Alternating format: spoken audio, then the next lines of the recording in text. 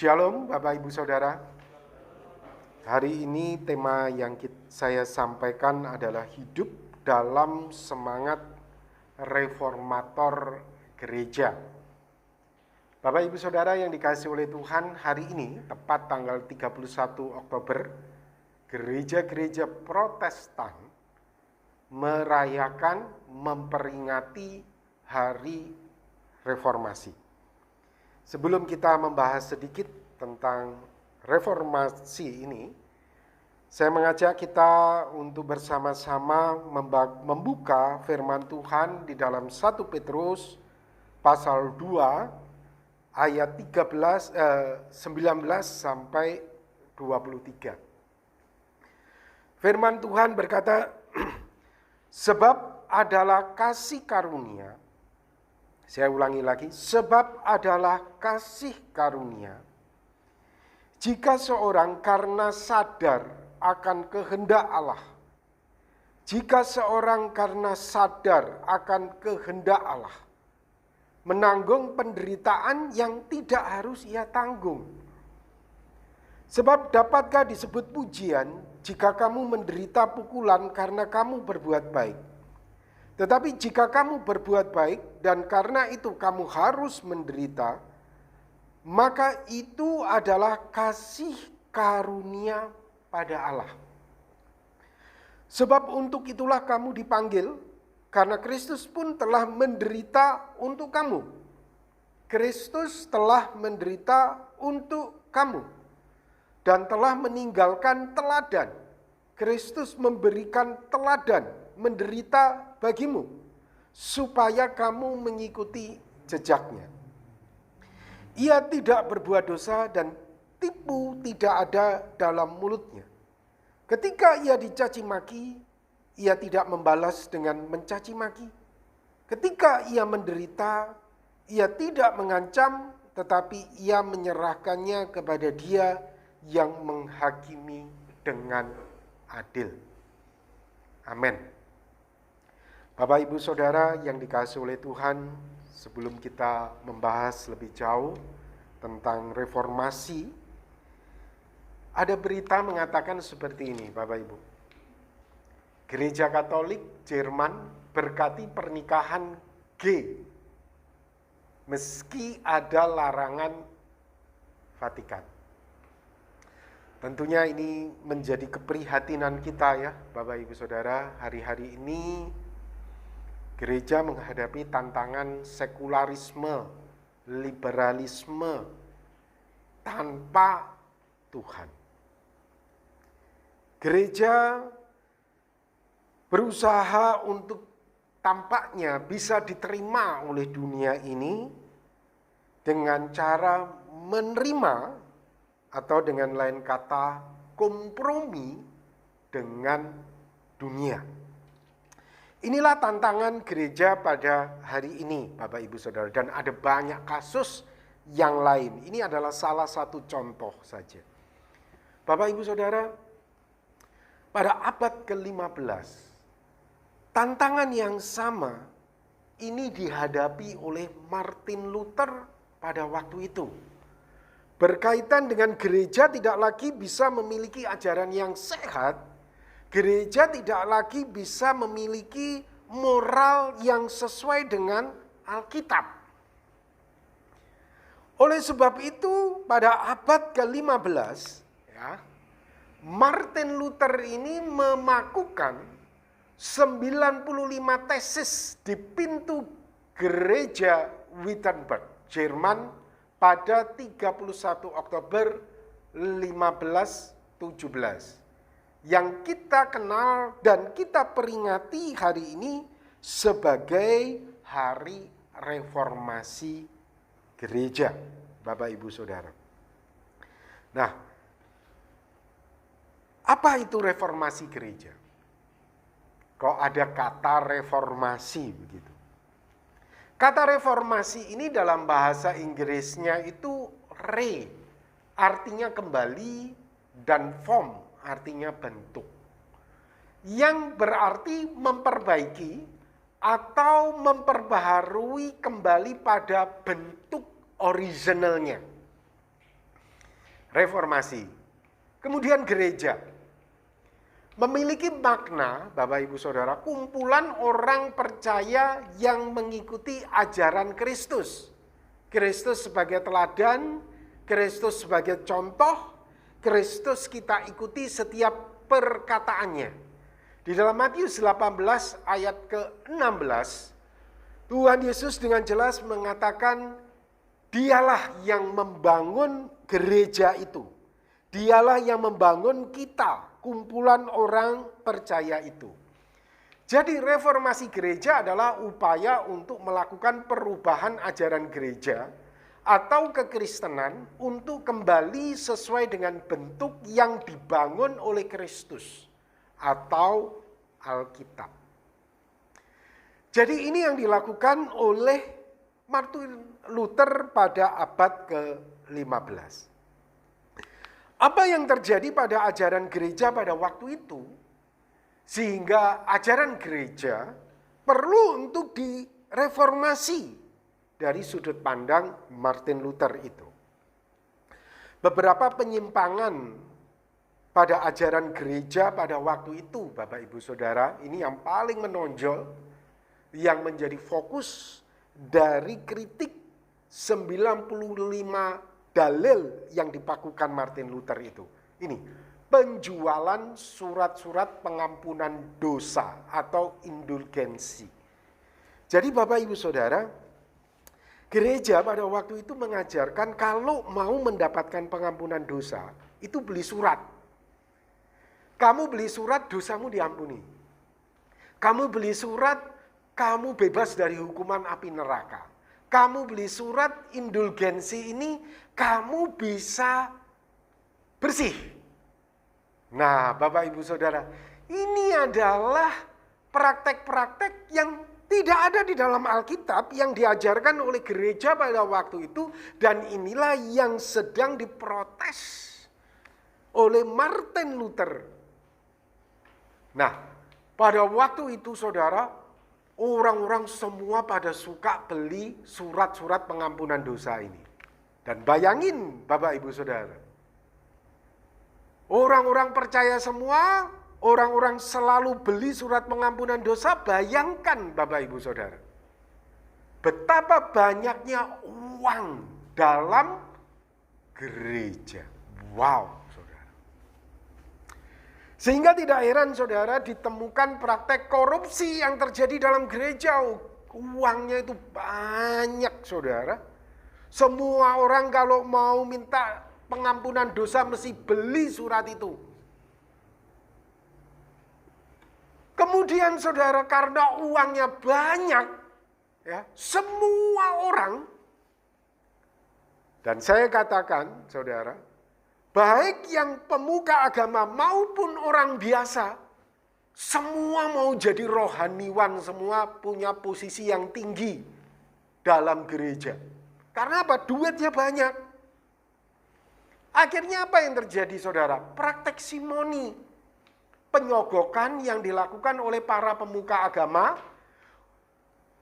baik pemuka agama maupun sekuler Saudara, untuk menjadi pemuka agama, untuk menduduki posisi sosial yang tinggi, Saudara. Seperti yang terjadi pada Paus Alexander VI.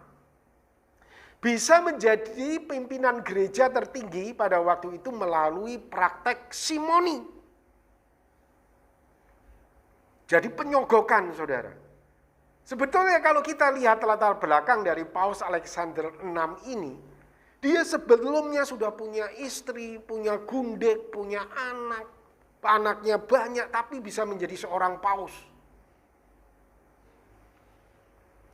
Kemudian Saudara, ritus pemujaan terhadap benda keramat dan tokoh orang-orang yang dianggap suci. Jadi adanya, nanti ini ya Saudara, tanggal 1 November, ini hari peringatan penghormatan terhadap orang-orang suci, orang-orang suci dalam gereja. Nah, pemujaan-pemujaan seperti ini, Saudara, Itu tidak diajarkan oleh di dalam Alkitab. Inilah yang kemudian saudara pemujaan terhadap orang-orang suci ini yang diprotes oleh para reformator gereja. Kemudian berikutnya saudara, para pemimpin gereja tampak tidak peduli dengan kehidupan moral. Seperti membiarkan Paus Alexander VI tetap menjadi paus walaupun sampai matinya jadi paus saudara. Walaupun memiliki anak dari beberapa gundik.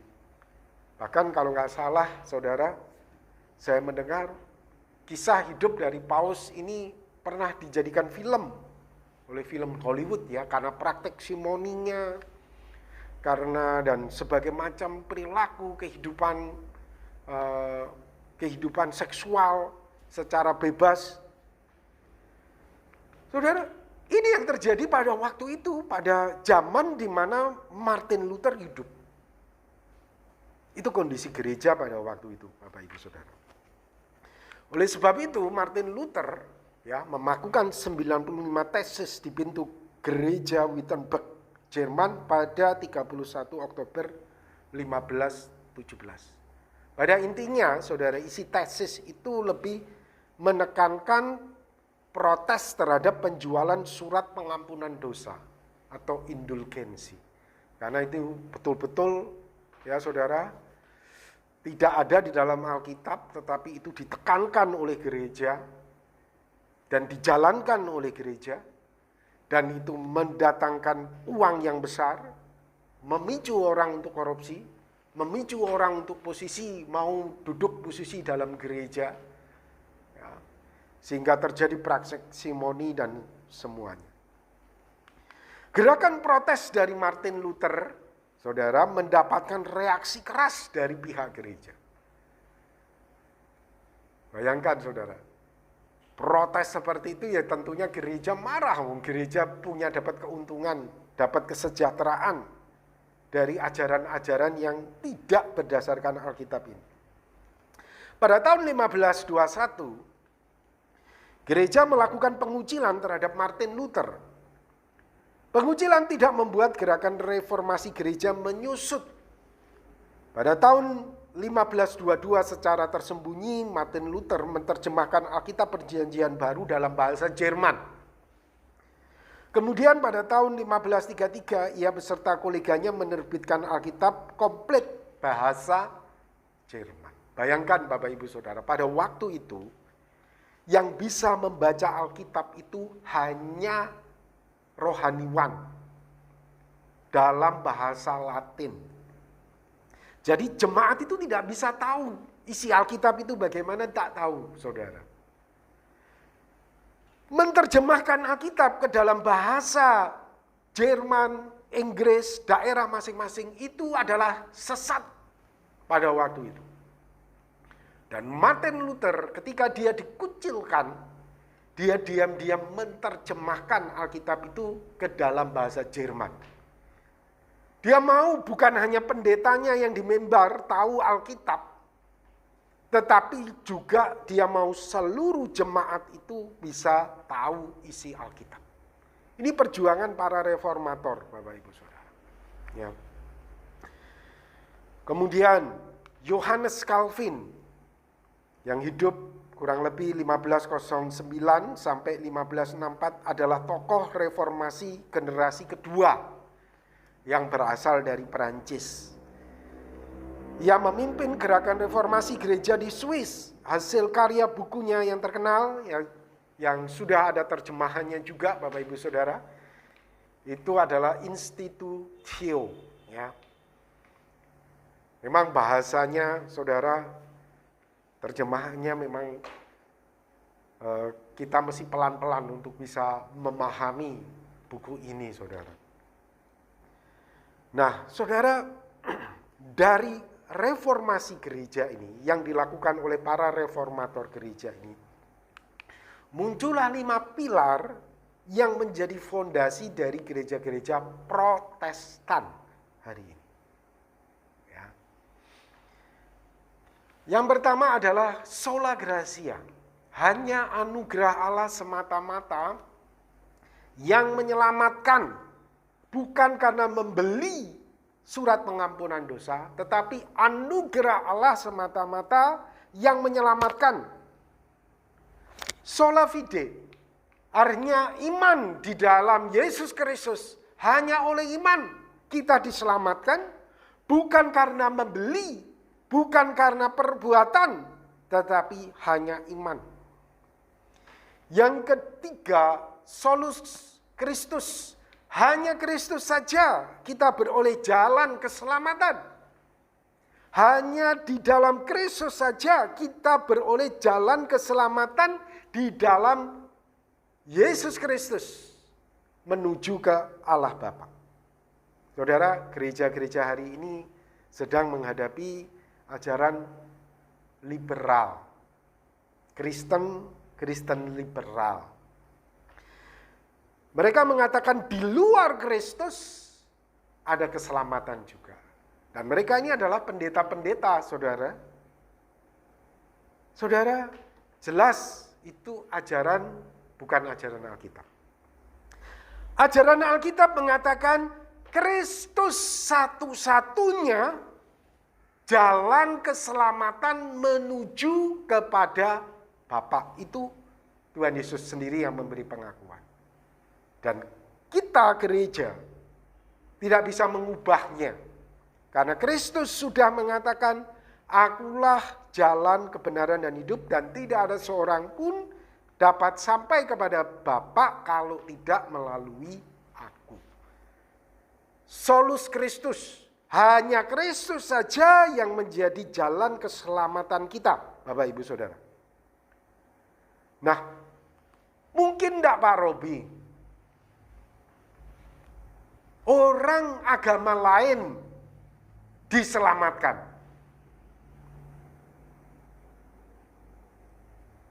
Mungkin enggak Pak Robi? Ya mungkin. Kok bisa Pak Robi?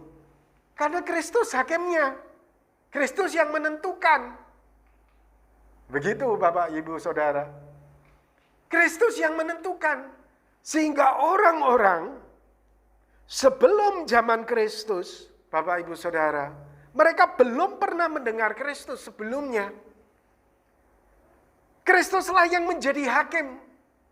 Jadi Bapak Ibu Saudara, kita memahami bagian ini, Kristuslah yang menjadi hakim seluruh umat manusia, entah dari agama manapun juga.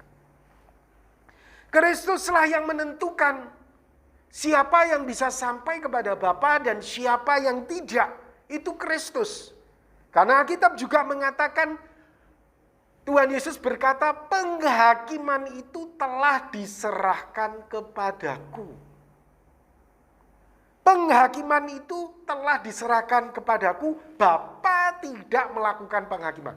Jadi Bapak Ibu Saudara, semua umat manusia dari segala zaman, mulai dari Adam sampai nanti akhir zaman, dari agama apapun, Kristus yang menjadi hakim.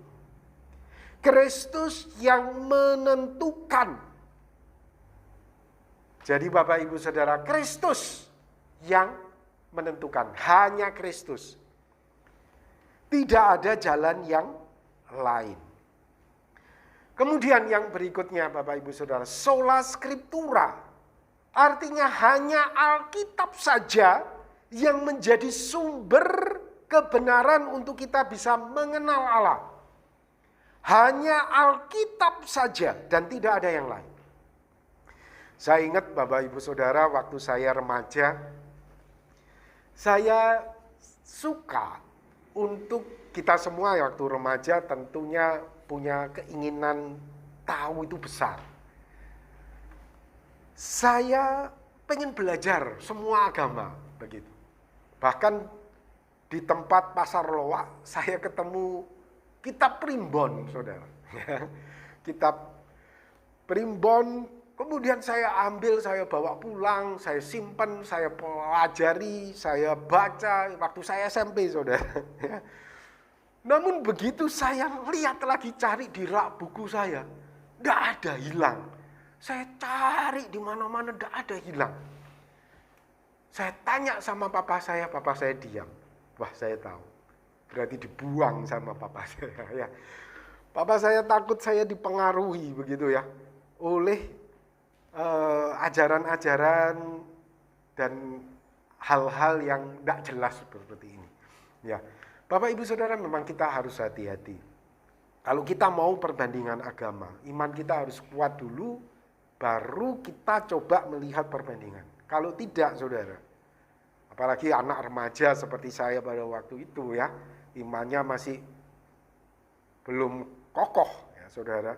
Memang tindakan ayah saya kira tepat ya, dibuang itu kitab primbon. Sebetulnya saya itu sedih. Bayangkan saudara, zaman dulu tidak seperti zaman sekarang. Zaman sekarang internet ada, mau cari kitab primbon ada, semua ada. Zaman dulu saudara, untuk cari kitab seperti itu tuh susahnya tidak ketulungan, dan itu bagi saya berharga banget. Bayangkan saudara, tidak ada internet, tidak ada YouTube ya. Informasi kita itu hanya buku-buku, artikel seperti itu. Jadi betapa berharganya waktu itu. Tapi saya buang pada waktu itu ya. Saudara, sekali lagi, sola scriptura, hanya Alkitab. Jadi di luar Alkitab bagaimana Pak Robi? Tuhan bisa enggak berfirman? Bisa. Tapi saudara, fondasi kita adalah Alkitab. Fondasi kita bukanlah kitab-kitab yang lain. Tuhan juga berbicara kepada mereka untuk menuntun mereka kepada Kristus, saudara. Contoh, kitab perbintangan orang Majus. Tuhan berbicara enggak lewat kitab mereka? Tuhan berbicara. Oleh sebab itu orang Majus bisa datang ketemu Yesus. Tapi sekali lagi, kitabnya orang Majus, kitab bintang itu tidak bisa dijadikan fondasi. Karena itu di situ ada firman Allah, ada firman iblis, ada firman manusia, ada menjebak orang, ada, itu bukan dasar kebenaran kitab yang dipegang oleh orang Majus. Yang menjadi fondasi itu adalah Alkitab kita. Jadi Bapak Ibu Saudara, saya yakin di dalam semua kitab itu ada firman Allah. Tujuannya apa? Untuk menuntun orang kepada Alkitab kita, kepada Kristus. Jadi yang menjadi dasar itu adalah Alkitab kita. Alkitab kita ini adalah murni, bersih, berasal dari Allah. Tidak ada yang lain, hanya Kristus yang menjadi fondasi dari Alkitab kita. Nah, jadi di dalam kitab-kitab lain Bapak Ibu Saudara, mungkin saja saya katakan ada firman Allah juga, tapi sedang dituntun mereka kepada Kristus. Itu setelah saya perhatikan ya Bapak Ibu Saudara, beberapa topik pengajaran-pengajaran dari beberapa agama. Sebetulnya ada konsep menarik. Contoh dari agama saudara kita. Ya. Agama-agama yang lain ada konsep. Karena kasus gini agak sensitif ya. Karena nanti saya ini bawa rekam dalam online ya, Bapak Ibu Saudara. Jadi saya tidak akan sebut agama, tetapi saya melihat menariknya ada konsep Trinitas di situ. Dalam agama tertentu ini. Dan itu mirip dengan Trinitas yang ada di dalam Alkitab. Begitu. Ada 3 sosok, dan 3 sosoknya itu satu, dan 3 sosoknya itu bisa berekspresi pada situasi-situasi tertentu, saudara. Apakah kita kemudian menjiplak, meniru agama pagan, konsep Trinitas itu? Oh tidak, saudara. Jangan dibalik. Agama pagan justru sedang menuntun konsep Trinitas itu di dalam konsep Alkitab kita. Justru mereka yang jiplak, saudara. Justru mereka yang sedang meniru kita, bukan kitanya yang meniru mereka. Jangan dibalik, saudara. Jadi saya meyakini Bapak Ibu Saudara, di dalam semua kitab-kitab itu ada juga firman Tuhan untuk menuntun mereka seperti orang Majus ini mengenal Kristus, mengenal Alkitab kita. Tetapi Alkitab ini semua tidak bisa dijadikan fondasi dasar. Yang bisa dijadikan fondasi dasar hanya Alkitab kita saja. Ya Bapak Ibu Saudara, hanya Alkitab kita saja. Kemudian yang kelima, ini yang menjadi pilar, ya saudara, gereja Protestan hari ini. Soli Deo Gloria, artinya kemuliaan hanya bagi Tuhan. Kemuliaan bukan untuk orang-orang suci. Kemuliaan bukan untuk manusia. Kemuliaan hanya bagi Tuhan. Nah, Bapak Ibu Saudara, sebelum Martin Luther memprotes seperti ini, dan dia akhirnya dikucilkan, sebelumnya ada tokoh yang memulai reformasi ini, saudara. Dan gereja memperlakukannya secara begis. Ini saudara, tokohnya, John Hus. John Hus ini saudara, dia hidup sebelum Martin Luther. Dia menentang surat indulgensi dan pada 6 Juli 1415, gereja menjatuhi hukuman mati kepadanya dengan dibakar. Sebelum dieksekusi, ia ditawarkan untuk menyangkal ajaran-ajarannya, namun ia tetap berpendirian teguh. Jadi dia udah diikat saudara di tiang kayu-kayu begitu. Dia dikasih kesempatan lagi. Kamu sangkal, kamu akan hidup. Kamu bilang ajaranmu sesat, kamu akan hidup. Tapi dia tetap teguh. Tidak. Gereja tidak betul. Penjualan surat-surat berdosa tidak betul. Dia dengan tegas mengatakannya. Ia berkata, saudara, pada waktu itu Allah adalah saksiku bahwa aku tidak pernah mengajarkan apa yang dituduhkan kepadaku oleh saksi-saksi palsu. Dalam kebenaran Injil yang telah kutuliskan, ajarkan dan beritakan, aku akan mati hari ini dengan sukacita. Jadi saudara, John Hus ini seorang pendeta. Dia dibakar. Dan hari itu dia katakan, aku mati dengan sukacita. Wah. Kemudian tokoh yang lain, saudara.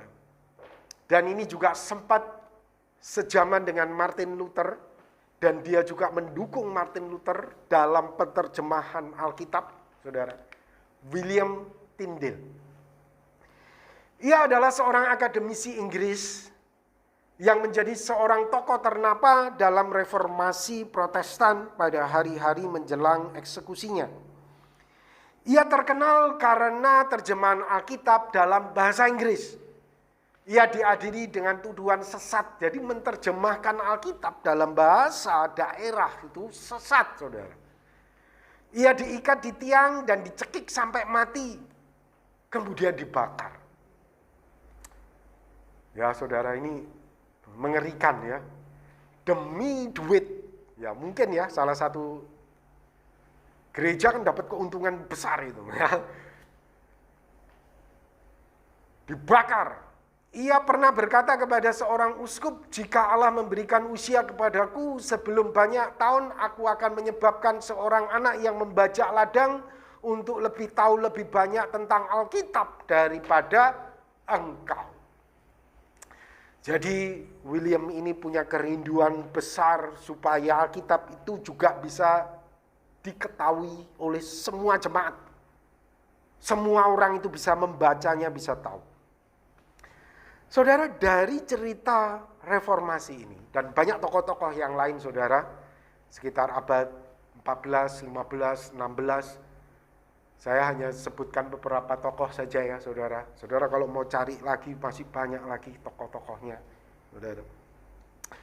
Hidup mereka tidaklah selalu diterima, saudara. Hidup benar tidaklah selalu didukung. Justru seringkali, saudara, kita benar itu dianggap sebagai ancaman. Sehingga terjadi penolakan, pengucilan, bahkan yang terjadi kepada para reformator gereja ini, hukuman mati bahkan. Saudara, di dalam 1 Petrus 2 ayat 19 berkata, sebab adalah kasih karunia jika seorang karena sadar akan kehendak Allah menanggung penderitaan yang tidak harus ia tanggung. Saudara, kesaksian hidup para reformator gereja abad ke-15 menyatakan bahwa semangat menderita demi kebenaran tampak begitu sangat nyata. Ya, saudara. Tentunya dengan kesadaran bahwa penderitaan yang mereka alami, seperti John Hus tadi katakan, hari ini aku mati dengan bersukacita. Karena saya yakin dia menyadari kebenaran firman Tuhan, bahwa menderita demi kebenaran itu adalah kasih karunia. Saudara, kita sering berpikir kasih karunia itu berbicara tentang hal-hal yang menyenangkan, hal-hal yang enak, ya, berkat yang besar. Saudara menderita itu kasih karunia. Ketika John Hus ditahan dan hendak dibakar, kalau kualitas John Hus adalah iman ecek-ecek, pasti dia akan berkata, Tuhan, di mana Engkau? Bukannya aku membela Engkau? Bukankah aku sudah hidup benar? Tuhan, di mana Engkau? Saudara, kalau John Hus ini imannya iman yang sempit, tapi beda. Tuhan, aku menderita karena aku sadar akan kehendak-Mu. John Hus bisa menyadari itu sebagai kasih karunia. Saudara yang dikasihi oleh Tuhan, jika karena sadar akan kehendak Allah, engkau sekarang menderita karena engkau berbuat baik, karena engkau melakukan kebenaran, saudara, saya pahami itu sebagai kasih karunia Allah. Tidak seharusnya aku menghadapi masalah ini, tidak seharusnya aku dikucilkan, tidak seharusnya aku mengalami penolakan, tidak seharusnya aku dilecehkan, dianggap sebagai sesuatu yang jahat, tidak seharusnya aku demi kebenaran, Bapak Ibu Saudara, pahamilah, yakinilah itu sebagai kasih karunia Allah. Inilah yang diyakini oleh William Tyndale, oleh John Hus, oleh Martin Luther ketika mereka berhadapan dengan situasi penderitaan seperti ini. Lukas 6 ayat 22. Berbahagialah kamu jika karena anak manusia orang membenci kamu, dan jika mereka mengucilkan kamu dan mencela kamu, serta menolak namamu sebagai sesuatu yang jahat. Beberapa orang, saudara, menderita karena kebenaran, tidak dapat menganggap penderitaan itu sebagai kasih karunia. Sehingga akhirnya menjadi kecewa dan menolak Kristus. Di mana engkau Kristus? Katanya engkau Allah yang selalu menjawab doa. Di manakah engkau Kristus? Katanya engkau adalah Allah yang penuh dengan kasih sayang kepada umatmu. Jadi Bapak Ibu Saudara, jika engkau hari ini sedang menderita karena kebenaran, dan engkau sudah mulai kecewa, dan engkau ada bibit-bibit untuk menolak Kristus, mari kita datang kepada Kristus dan kita berdoa minta supaya Kristus memberikan kekuatan kepada kita untuk kita bisa menanggung penderitaan itu. Mungkin saudara memang Tuhan izinkan bahwa penderitaan itu tidak pergi dengan cepat. Kita datang kepada Kristus, kita minta kekuatan untuk kita mampu menanggungnya. Kita minta pertolongan supaya kita tidak menjadi kecewa dan menolak Dia. Kristus pernah berkata di dalam Lukas 7 ayat 23, berbahagialah orang yang tidak menjadi kecewa dan menolak Aku. Kristus tahu ada orang-orang yang akan menjadi kecewa dan menolak Kristus. Kristus tahu. Namun Kristus berkata, berbahagia kamu. Ketika kamu berseru, Aku diam, dan kamu tidak menolak Aku. Ketika kamu berseru dan nampaknya Aku tidak ada, dan kamu tidak menolak Aku. Kristus berkata, berbahagialah kamu. Saudara, hidup dalam semangat reformator gereja. Saya katakan hidup dalam keyakinan bahwa menderita karena kebenaran adalah kasih karunia. Jadi saudara, ini tidak akan menghentikan kita untuk kita tetap terus berbuat kebaikan.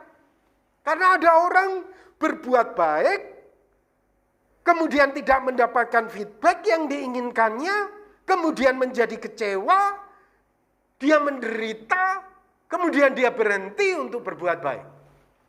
Ya sudah Tuhan, kamu kan tidak nolong aku. Sudah, cukup sampai di sini, aku berbuat baik. Saudara, mari kita memiliki semangat hidup seperti semangat para reformator gereja ini. Kita yakin, walaupun kita berbuat baik, kita menderita, kita yakin itu kasih karunia Allah, itu spesial, itu khusus kita, dan itu juga tidak dialami oleh saudara-saudara kita yang lain. Kita anggap ini spesial bagi saya menderita seperti ini. Saudara, mari kita semua belajar memiliki semangat hidup seperti reformator gereja. Saudara, hari ini gereja, saya katakan sedang menghadapi situasi yang sama mirip dengan abad ke-15. Menghadapi sekularisme, liberalisme, humanisme tanpa Tuhan. Apakah semangat para reformator gereja ini masih hidup di dalam diri kita?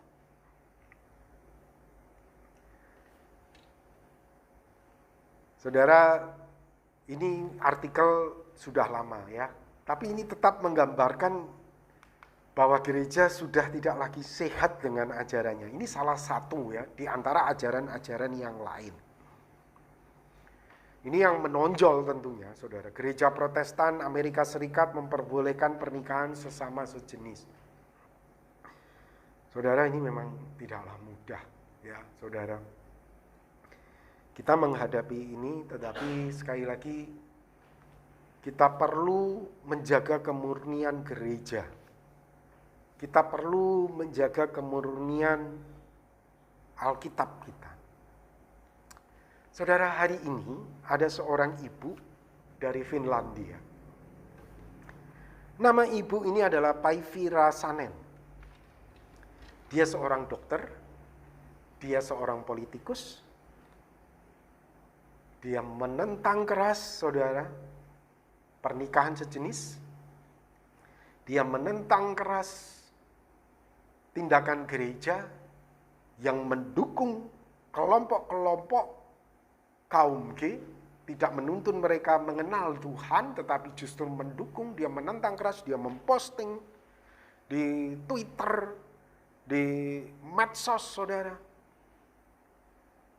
Dan hari ini, saudara, dia sedang dipidana. Dan proses pengadilannya masih berjalan. Karena dia dianggap sebagai ancaman.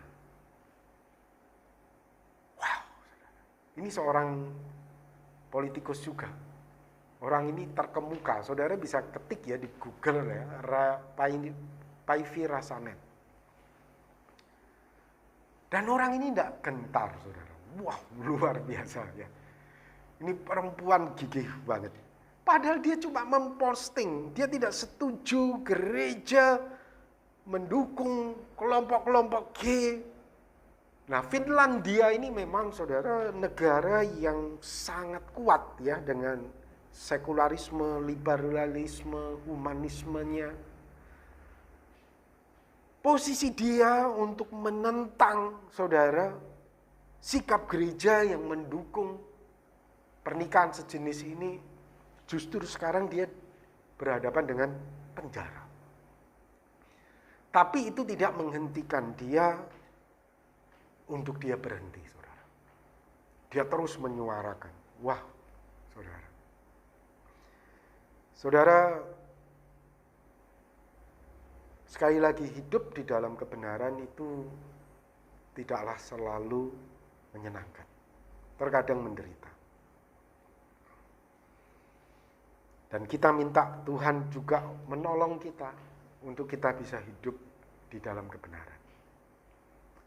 Jangan sampai saudara, kita ini ternyata melayani, tapi ujung-ujungnya kata Paulus ditolak. Jangan sampai itu terjadi. Karena kita kompromi, karena kita tidak menjaga kemurnian Alkitab kita tidak hidup di dalam kebenaran. Saudara, sekali lagi jika kita menderita karena kebenaran, mari kita meyakini bahwa itu adalah kasih karunia Allah. Mari kita meyakini bahwa Tuhan Yesus beserta kita untuk menolong, untuk mendampingi, untuk memberi kekuatan pada kita melewati semua penderitaan itu. Tuhan Yesus telah berkata, berbahagia kamu yang tidak kecewa dan menolak aku. Amin. Mari kita akan berdoa bersama-sama. Tuhan, terima kasih untuk firman-Mu. Hari ini kami bisa memperingati Hari Reformasi Gereja. Tolonglah kami ya Tuhan untuk kami memiliki semangat yang sama. Kami menderita, rela demi kebenaran. Berilah kepada kami kekuatan dan biarkan iman kami bertumbuh di dalam Engkau. Di dalam nama Tuhan Yesus, kami berdoa. Amin.